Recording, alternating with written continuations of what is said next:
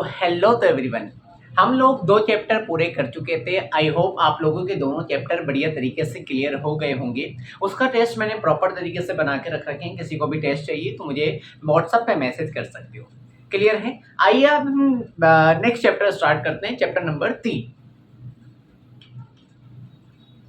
Chapter 3, ठीक है। Chapter number 3 का नाम डालेंगे आप धातु एवं अधातु। धातु एवं अधातु। धातु एवं अधातु इंग्लिश में लिखेंगे metal and non metal. Metal and non metal, ठीक है। बहुत ही अच्छा चैप्टर है। ये मान के चलिए कि 10th क्लास के बोर्ड के अंदर कम से भी कम 4 नंबर का आपके इन चैप्टर से क्वेश्चन आने हैं। मेरा टाइगर मेरे पास आ गया। क्या हुआ? जाओ बेटा, भाग ले जाओ। क्लियर है? ठीक है। तो अभी चैप्टर का नाम डालें धातु एवं अधातु और चैप्टर का नंबर डालें चैप्टर नंबर 3, ठीक है। अब एरो करके फर्स्ट लाइन लिखना स्टार्ट करें। स्टार लगा के लिखिएगा। तत्वों को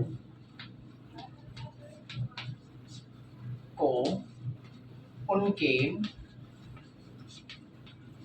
गुणधर्मों के आधार पर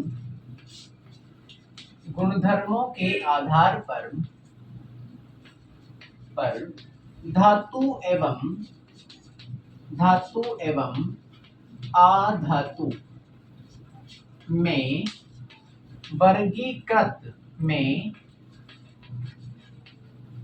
वर्गीकृत किया गया है। वर्गीकृत किया गया है, ठीक है। यानी तत्वों को हमारी आवर्त सारणी में आप 11th क्लास में पढ़ेंगे आवर्त सारणी पीरियोडिक टेबल, ठीक है। पीरियोडिक टेबल में इस दुनिया के अंदर क्या इस वर्ल्ड में अभी तो जो तत्व आते हैं 118 तत्व आते हैं। तो 118 तत्वों को किसके आधार पर बांटा गया है? उनके गुणधर्मों के आधार पर 2 भागों में बांटा गया है। एक को बोला है धातु यानी कि मेटल, एक को बोला है अधातु यानी कि नॉन मेटल। क्लियर है? यानी तत्वों को 2 बराबर भागों में बांटा है, एक अधातु एक अधातु और एक धातु। क्लियर है? उतार लो ऐसा कैसा ही, ठीक है। फिर नेक्स्ट लाइन लिखेंगे धातु के कुछ उदाहरण निम्न है, ठीक है। कई बार ऑब्जेक्टिव क्वेश्चन आपसे पूछा जाएगा आरबीएससी में कि निम्न में से कौन सी धातु है, निम्न में से कौन सी अधातु है, या फिर बोलेगा कि धातुओं के 2 नाम लिखो, अधातुओं के 2 नाम लिखो। तो मैं 3-4 नाम लिखवा देता हूँ, आप कुछ भी लिख सकते हैं। क्लियर है? तो नेक्स्ट टाइम लिखेंगे धातु के कुछ उदाहरण हैं, ठीक है। अब उदाहरण क्या है लिखेंगे आयरन। आयरन बोलते हैं लोहे को, ठीक है। लोहे को डिनोट किया जाता है Fe से, कॉमा एल्यूमिनियम उससे बोला जाता है Al, ठीक है। आयरन को बोलते हैं Fe, एल्यूमिनियम को बोलते हैं Al, या फिर चांदी को क्या बोलते हैं? सिल्वर, या फिर चांदी को डिनोट किया जाता है Ag से, ठीक है। जो चांदी है ना, चांदी को डिनोट करते हैं Ag से, या फिर कॉपर बोलते हैं तांबे को डिनोट करते हैं Cu से, या फिर सोने को वही सोना ही लिख देता हूँ, सोना को डिनोट करते हैं Au से। ये 5 उदाहरण मैंने लिखा है आयरन, एल्यूमिनियम, चांदी, कॉपर, तांबा यानी कि सोना, और ठीक है Au। ये है उदाहरण किसके? धातु के उदाहरण। तो एज इट इज आपको ये उदाहरण उतार लेने हैं। क्वेश्चन आएगा कि धातु के 2 उदाहरण लिखिए, तो आप अपनी मर्जी से कोई भी 2 लिख सकते हो। क्लियर है? जल्दी से उतार।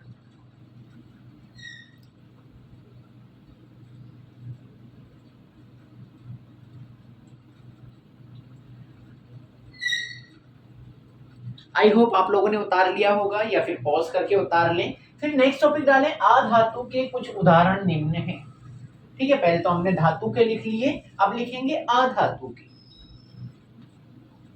अधातु के कुछ उदाहरण निम्न है, ठीक है। पहले धातु के लिखे थे, अब अधातु के लिखेंगे। तो लिखिएगा, इसमें आ जाएगा हाइड्रोजन को किससे डिनोट करते हैं? H2 से। ठीक है, H2 से या S से डिनोट कर सकते हैं, S से ही कर देना, कॉमा नाइट्रोजन, नाइट्रोजन को डिनोट करते हैं कैपिटल N से, कॉमा कार्बन, कार्बन को डिनोट करते हैं कैपिटल C से। ठीक है, उसके बाद सल्फर, सल्फर को डिनोट करते हैं कैपिटल S से, कॉमा ऑक्सीजन। ठीक है, वीडियो एकदम पॉज हो गई थी मेरी भी। ठीक है, सल्फर, सल्फर के बाद ऑक्सीजन। ये पढ़ाया मैंने धातु और अधातु के उदाहरण। ठीक है, मैंने पढ़ाया तत्वों को दो भागों में बांटेंगे, धातु और अधातु। धातु के उदाहरण पढ़ाए 5, कौन कौन से, लोहा यानी आयरन पढ़ाया, उसके बाद मैंने कॉपर पढ़ाया, सोना पढ़ाया, चांदी पढ़ाया और एल्यूमिनियम पढ़ाया। वो धातु के उदाहरण। मान लो क्वेश्चन आ जाए कि निम्न दो धातु के उदाहरण लिखिए, वहां से लिख सकते हो, 1 नंबर में क्वेश्चन आया हुआ है। उसके बाद अधातु के उदाहरण पढ़ाया, क्या पढ़ाया, हाइड्रोजन पढ़ाया, नाइट्रोजन पढ़ाया, कार्बन पढ़ाया, सल्फर पढ़ाया और ऑक्सीजन। ये पांचों की पांचों उदाहरण है अधातु के। क्लियर है, जल्दी से बना लो।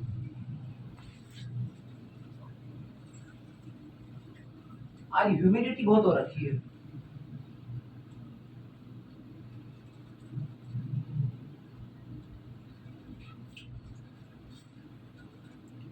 आई होप आप लोगों ने उतार लिया होगा। अब नेक्स्ट टॉपिक डालेंगे भौतिक गुणधर्म।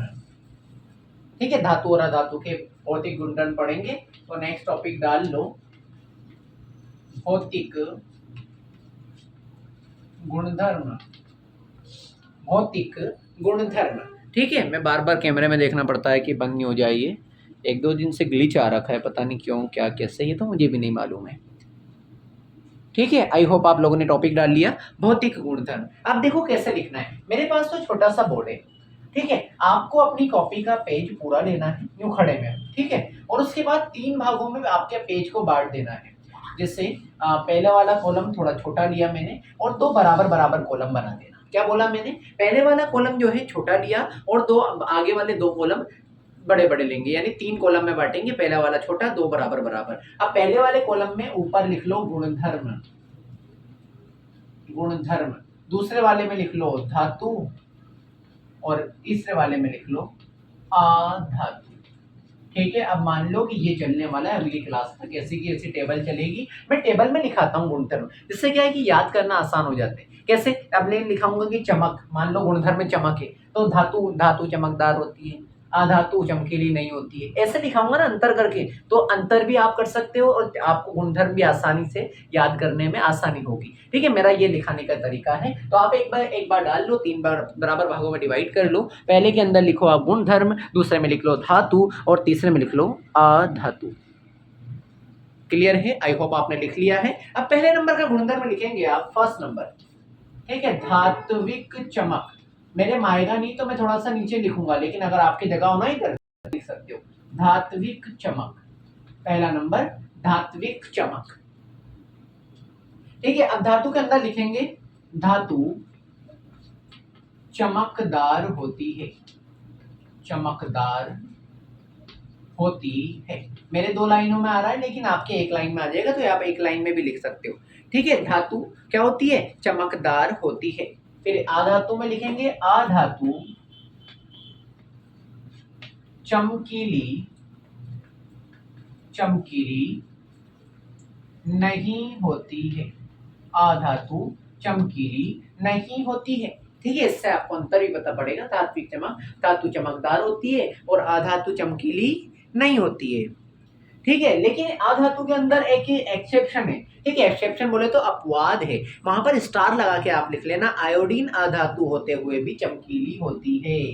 कौन सी धातु है जो चमकीली, सॉरी अधातु है जो चमकीली होती है, आयोडीन अधातु होते हुए भी चमकीली, चमकीली होती है।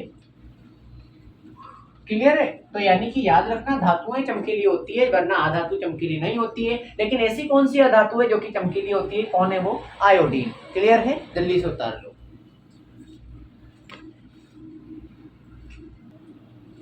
आई होप आप लोगों ने उतार लिया होगा। अब सेकंड नंबर का गुणधर्म लिखेंगे, सेकंड नंबर डाल लो यहाँ पे। ठीक है, आपका जहां पर हुआ हो ना उसके नीचे डालना, क्योंकि उसी के सामने हम लिखेंगे। सेकंड नंबर लिखेंगे कठोरता, कठोरता। ठीक है, सेकंड नंबर लिख लो कठोरता। कठोरता में लिखेंगे धातुएं सामान्यतः, धातुएं सामान्यतः, सामान्यतः कठोर होती हैं। धातुएं सामान्यतः कठोर होती हैं। धातुएं क्या होती है? सामान्यतः कठोर होती हैं। आपने देखा लोहा, चांदी हुआ, सोना हुआ, कॉपर हुआ, तांबा हुआ, ठीक है, ये सब क्या होते हैं? कठोर ही होते हैं यार, मुलायम तो होते नहीं है। लेकिन याद रखना कुछ कुछ अपवाद हैं। क्या? कुछ कुछ अपवाद है, तो इसे भी स्टार्ट करके लिखना है। यानी कुछ कुछ ऐसी धातुएं होती हैं जो कि मुलायम होती है, और मुलायम भी इतनी होती है जिसको आप चाकू से काट सकते हो, बिल्कुल पनीर की तरह। क्लियर है? तो नेक्स्ट इसी के नीचे लिखना है धातुओं में ही, लेकिन लिथियम कोमा सोडियम, लेकिन लिथियम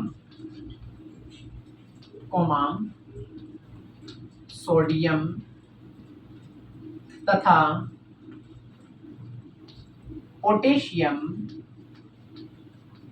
पोटेशियम यहाँ हटा के लिख रहा हूं मैं, पोटेशियम। अब इसके नीचे यहाँ लिखना था मुझे, तो इसकी बजाय यहाँ लिख रहा हूं मैं, ठीक है। पोटेशियम मुलायम होती है, आप इसी के नीचे लिखना, मुलायम होती है, जिससे एक्चुअली वीडियो फिर रुक गई थी। देखो मेरी बात सुनो, आप तो पहला लिख लेना। पहले में क्या लिखाया था मैंने? धात्विक चमक, ठीक है। उसके बाद मैं वापस से कठोरता में यहाँ पर लिख रहा हूँ, जिससे आपको कोई डाउट वगैरह नहीं आएगा। क्लियर है? धातुएं सामान्यतः कठोर होती हैं, ठीक है। यानी धातुएं क्या होती है? सामान्यतः तो कठोर होती है, यानी ठोस होती हैं। लेकिन याद रखना कुछ अपवाद हैं। लेकिन लिथियम, लिथियम कोमा सोडियम तथा पोटेशियम, पोटेशियम धातु मुलायम होती है, मुलायम होती है, जिन्हें चाकू से काटा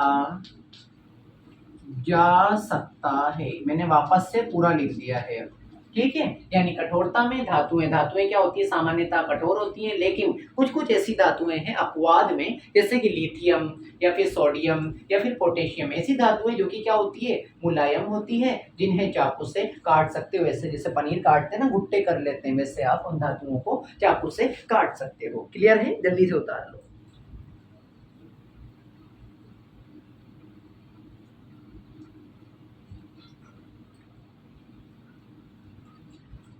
आई होप आपने उतार लिया होगा। अब इसमें चलते हैं। यह अधिकांश कठोर नहीं होती, कठोर नहीं होती। यानी धातुएं तो कठोर होती है और अधातु कठोर नहीं होती। कार्बन का एक अपर रूप, याद रखना इसमें भी एक और अपवाद है। क्या है वो? कार्बन। कार्बन क्या है? अधातु है, लेकिन कार्बन का एक अपर रूप हीरा, हीरा, हीरा बोलते हैं डायमंड को, आप भी जानते हो। तो याद रखना कार्बन यानी कोयले से ही बनता है, हीरा भी। तो हीरा है जो सबसे, हीरा है जो जो सबसे कठोर प्राकृतिक पदार्थ है, सबसे कठोर प्राकृतिक पदार्थ है, ठीक है। क्वेश्चन ऐसा आएगा, ऐसी कौन सी अधातु है जो कि कठोर होती है? तो याद रखना कार्बन एक अपर रूप हीरा है जो सबसे कठोर होता है। ऐसी कौन सी अधातु है जो कि मुलायम होती है? तो सोडियम, लिथियम, पोटेशियम मुलायम होती है, इन्हें चाकू से बिल्कुल पनीर की तरह आप लोग काट सकते हो। क्लियर है? जल्दी से बना लीजिए। ये सेकंड गुणधर्म हमने पढ़ा कठोरता। पहले पढ़ी थी हमने धात्विक चमक, अब सेकंड गुणधर्म हमने पढ़ लिया है कठोरता। क्लियर है? जल्दी से उतार लो।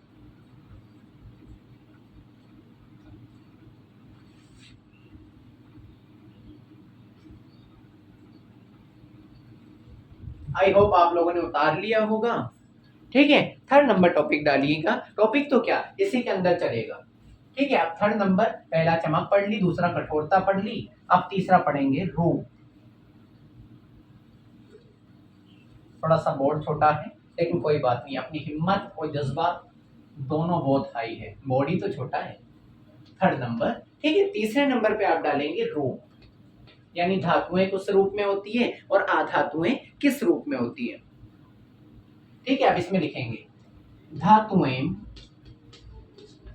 कमरे के ताप पर के ताप पर धातुएं कमरे के ताप पर ठोस रूप में पाई जाती है, ठोस रूप में पाई जाती है, पाई जाती है। यानी धातुएं कमरे के ताप पर, कमरे के ताप बोलते हैं यानी धातुओं को, अभी देख लो ये धातु है, चांदी है, धातु है। ठीक है, मान लो अब कमरे का ताप यानी कमरे में रखे हुए, तो कमरे के ताप पे ठोस ही तो है यार, दबा रहा हूं तो दबका रही है। ठीक है, तो धातुएं कमरे के ताप पर क्या होती हैं, ठोस रूप में पाई जाती है। फिर इसमें भी एक अपवाद आ जाता है, केवल मरकरी, केवल मरकरी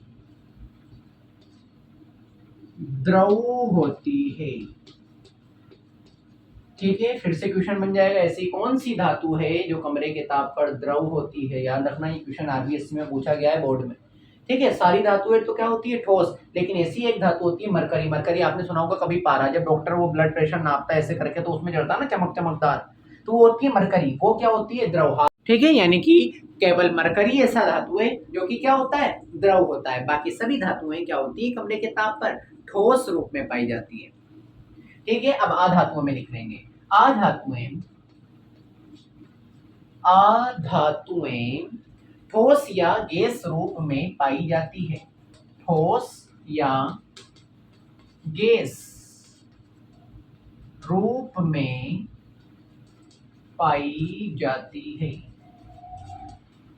यानी कि अधातुएं क्या होती हैं, या तो ठोस मिलेगी या फिर किसके रूप में मिलेगी, गैस के रूप में मिलेगी। अधातुएं दो प्रकार की मिलेगी, लेकिन इसमें भी एक अपवाद है, क्या, कि ऐसी कौन सी अधातु है जो कि तरल रूप में यानी द्रव के रूप में मिलती है। ठीक है, तो इसमें लिखेंगे केवल ब्रोमीन। ब्रोमीन, ब्रोमीन है तो अधातु, लेकिन ब्रोमीन तरल होती है, तरल बोले तो लिक्विड। ठीक है, पानी की तरह होती है ये धातु, याद रखना, ये अपवाद ज्यादा पूछे जाते हैं, स्टार लगा रहा हूं मैं बार बार। ठीक है, ऐसी कौन सी धातु है जो तरल होती है, ब्रोमीन। ऐसी कौन सी धातु है जो तरल होती है, मरकरी। ऐसा बाकी की धातुएं सारी क्या होती हैं, ठोस होती हैं। बाकी की धातुएं सारी क्या होती है, ठोस होंगी या फिर गैस के रूप में होगी। ये तीसरा गुणधर्म हम लोगों ने पढ़ लिया है, आई होप आप लोगों को क्लियर होगा। ठीक है, जल्दी से उतार लिया जाए। उसके बाद फोर्थ नंबर,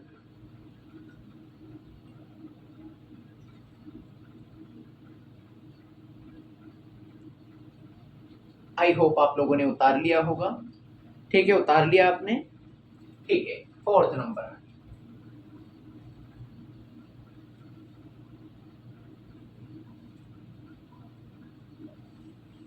ठीक है, फोर्थ नंबर डालेंगे आघात वर्धीयता। आघात वर्धीयता, यहाँ पर लिख रहा हूं पूरा, आघात वर्धीयता, वर्धीयता। ठीक है, आघात वर्धीयता, ये आएगी आघात वर्धा, आधा धा या क्यों था, आघात वर्धीयता। यहाँ पढ़ेंगे आघात वर्धी या फिर आधातु आघात वर्धी होती है। क्लियर है, लिखना है इसमें, कुछ धातुओं को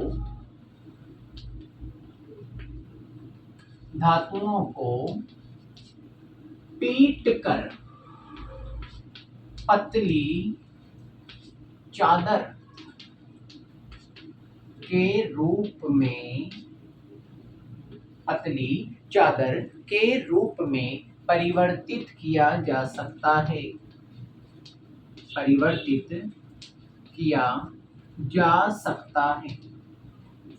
यानी याद रखना, आघात वर्धीयता क्या होती है, अगर धातु, ठीक है, धातु को पीट पीट के चपटा कर देना, वो कहलाता है आघात वर्धीयता। यानी धातुएं तो पीट के चपटी हो जाती, चादर बना देती है, यानी कि धातुएं तो आघात वर्धीय होंगी, लेकिन याद रखना अधातु आघात वर्धीय नहीं होती है। तो इसमें क्या लिखूंगा, अधातुएं आघात वर्ध्यता नहीं होती, यानी अधातु को पीटने पर ये जप्पी चादर के रूप में नहीं बनती है। ये चौथा आपका गुण हो चुका है। क्लियर है? जल्दी से उतार लो इसको।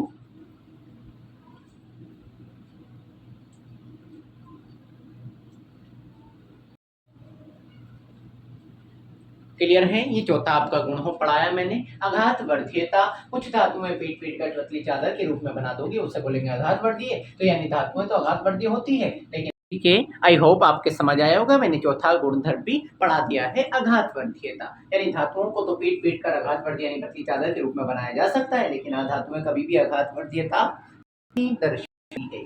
क्लियर है? अब पढ़ेंगे 5वें नंबर का गुण।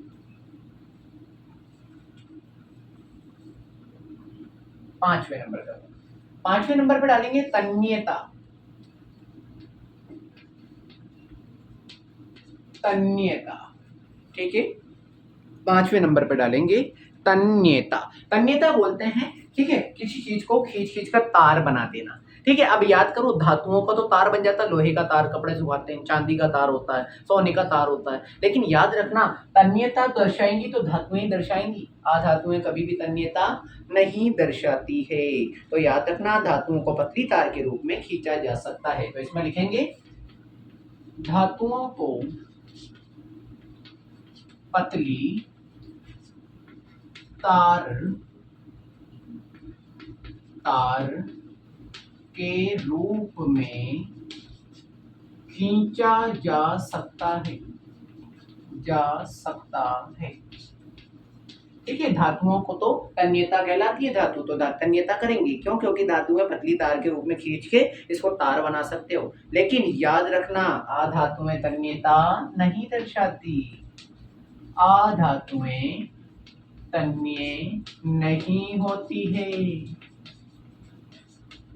ये पढ़ाया चौथा गुण, सॉरी 5वां गुण तन्यता। यानी तन्यता धातुएं तो दर्शाएंगी। तन्यता क्या होता है? धातुओं को खींचकर पतली तार के रूप में बना देना तन्यता कहलाता है। लेकिन अधातुएं कभी भी तन्यता नहीं दर्शाती है। क्लियर है?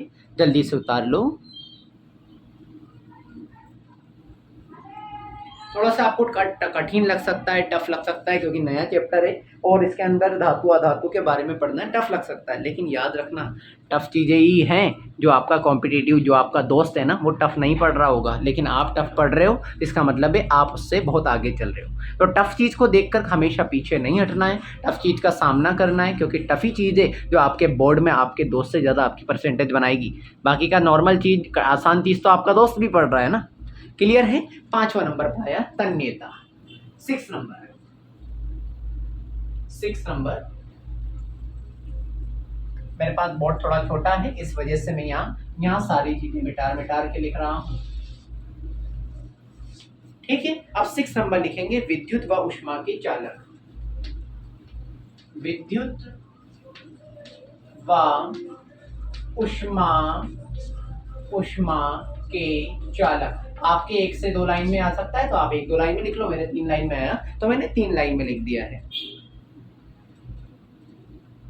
ठीक है, अब विद्युत और ऊष्मा की चालक, यानी याद करो धातुएं। अब धातुओं को आप कभी इलेक्ट्रिसिटी में डालोगे, करंट आएगा नहीं आएगा? आएगा। लेकिन याद रखना, अधातुओं में करंट नहीं आता। तो याद रखना, विद्युत और ऊष्मा की चालक और चालक सुचालक क्या होती है? धातुएं होती हैं। अभी ऊष्मा, विद्युत तो चलो समझ गए करंट, ऊष्मा होती है गर्म करना। मान लो लोहे को गर्म करते हैं, तो आगे से गर्म करते हैं ना, पीछे गर्मी आ जाती है। याद करो, पलटे से हम चलाते हैं उसमें सब्जी में, तो पीछे से भी गर्म हो जाता है। ठीक है, तो याद रखना, धातुएं तो विद्युत और ऊष्मा दोनों की चालक होती है, लेकिन अधातुएं ना तो विद्युत की और ना ही ऊष्मा की, दोनों की सुचालक या चालक नहीं होती है। ठीक है, तो इसमें लिखेंगे सामान्यतः धातुएं। आज मुझे बार बार मोबाइल देखना पड़ रहा है कि यार वीडियो बंद नहीं हो जाए। सामान्यतः धातुएं विद्युत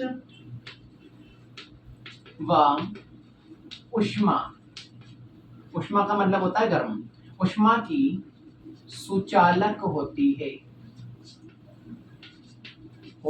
है। याद रखना, धातुएं तो विद्युत की और ऊष्मा की सुचालक होती है, लेकिन कुछ कुछ धातुएं हैं जो कि अपवाद है। क्या अपवाद? हर जगह फंसा हुआ है, याद रखना। सीसा एवं मरकरी, सीसा बोलते हैं पीबी को, एवं मरकरी, मरकरी अभी हाल मैंने पढ़ाया था Hg, मरकरी को किससे डिनोट करते हैं? Hg। क्या होती है? कुचालक होती है। कुचालक का मतलब है कि सुचालक नहीं होती, गर्म नहीं होती, करंट नहीं देती। ये कुचालक का मतलब है कुछ भी नहीं देती। आप इलेक्ट्रिसिटी में लगा दो करंट नहीं आएगा, आप गर्म कर लो गर्म नहीं होगी। क्लियर है? ये तो पढ़ाया मैंने। धातुएं, धातुएं सामान्यतः विद्युत की व ऊष्मा की सुचालक होती है, जबकि उसमें अपवाद क्या है? सीसा और मरकरी ऐसी धातु है जो कि सुचालक नहीं होती। क्या होती है? कुचालक होती है। ठीक है, अब इसमें लिखेंगे सामान्यतः अधातुएं, सामान्यतः अधातु विद्युत व ऊष्मा की कुचालक होती है। कुचालक होती है। कुचालक का मतलब उसके प्रति ये काम नहीं करती। लेकिन याद रखना, फिर से वही बात, अपवाद। क्या अपवाद? ये कहता है कि एक ऐसी अधातु है जो कि विद्युत और ऊष्मा की सुचालक होती है, जो कि क्या है? फिर स्टार लगा के लिखना, ग्रेफाइट। ग्रेफाइट बताता हूं क्या है। अधातु सुचालक होती है। अब बताऊं ग्रेफाइट क्या है? ग्रेफाइट होने में तो अधातु है। आप कभी याद करो, पेंसिल छीलते हो, जब पेंसिल छीलते हो तो काला काला नुक आती है, तो याद रखना काली नुक किससे बनी हुई है? ग्रेफाइट से। इसी वजह से पेंसिल के ऊपर लकड़ी चढ़ाई जाती है। आपने देखा होगा, कभी लोहे की पेंसिल देखी क्या? नहीं देखी। क्यों? क्योंकि पेंसिल बच्चे चलाते हैं, मान लो बच्चे ने बोर्ड में डाल दिया इसके लाइट के, तो करंट आएगा नहीं आएगा? क्योंकि ग्रेफाइट तो सुचालक है। इस वजह से उसके ऊपर लकड़ी चढ़ाई जाती है पेंसिल के ऊपर, वरना आज मार्केट में लोहे की पेंसिल बिक्री होती है। क्लियर है? ये मैंने पढ़ाया छठा। आई होप आप लोगों को क्लियरिटी के साथ क्लियर हो रहा होगा। ठीक है, विद्युत व ऊष्मा के सुचालक होते हैं कौन? धातुएं। जबकि ऐसी कौन सी धातु है जो विद्युत और ऊष्मा की सुचालक नहीं होती, कुचालक होती है? सीसा और मरकरी। जबकि अधातुएं जो होती हैं सामान्यतः तो विद्युत और ऊष्मा के लिए सुचालक नहीं होती, कुचालक होती है। लेकिन ऐसी कौन सी अधातु है जो विद्युत और ऊष्मा के लिए चालक होती है? कौन सी? ग्रेफाइट। आई होप आप लोगों को क्लियर होगा। ठीक है, आज का लेसन, आज का चैप्टर थोड़ा सा टफ हो सकता है, कठिन हो सकता है, लेकिन मैं आपसे वादा कर सकता हूँ इस चीज़ का, आपने ये चीज़ पढ़ ली ना, तो आप अपनी क्लास में पढ़ रहे दोस्त, ठीक है, तो आपके दोस्त से आप आगे बढ़ सकते हो। क्लियर है? मैं समझता हूँ कि आज के लिए क्लास में इतना ही बहुत है। बस मैं ये कहूँगा कि जो हम लोग पढ़ रहे हैं ना, उसको रिवाइज कर लेना इस चैप्टर को। ये चैप्टर टफ है, लेकिन आप डेली पढ़ोगे ना तो ये टफ आपको नहीं लगेगा। ठीक है, तो मिलते हैं नेक्स्ट क्लास के अंदर। आज के लिए इतना ही, मिलते हैं अगली क्लास के अंदर। जब तक के लिए बाय, और मिलते हैं। और रिवीजन साथ साथ रखना और अपने दोस्तों को जरूर भेज देना, क्योंकि स्कूल अब खुल चुके हैं। Thank you.